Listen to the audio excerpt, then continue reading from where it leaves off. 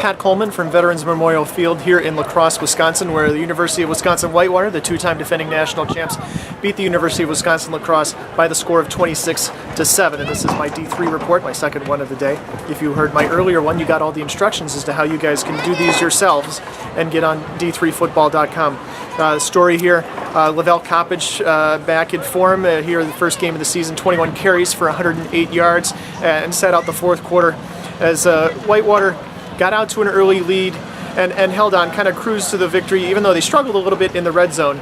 Eric Kindler, the place kicker for the Warhawks, came up with field goals of 38, 33, 41, and 36 yards to pick up the Warhawks as they struggled a little bit in the red zone. They did score on all 5 of their trips, but were held out of the end zone on most of them.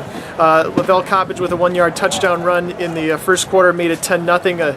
Desmond Ward, backup running back for the Warhawks, had a touchdown to cap off the Warhawks, scoring at 26-0.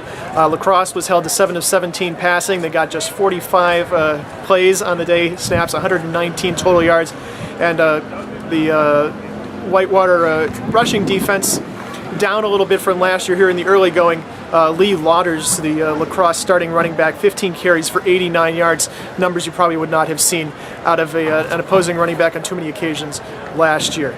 So Whitewater improves to 1-0, and La Crosse takes the early loss. Remember, this is not a conference game. This is the WIAC-mandated second meeting, or the first meeting between these two teams. They will meet again later in the season in Whitewater, the game that will count for the conference standings. Matt Blanchard, back at quarterback, 18 of 30 passing for 248 yards. He also ran 7 times for 29 yards and a score.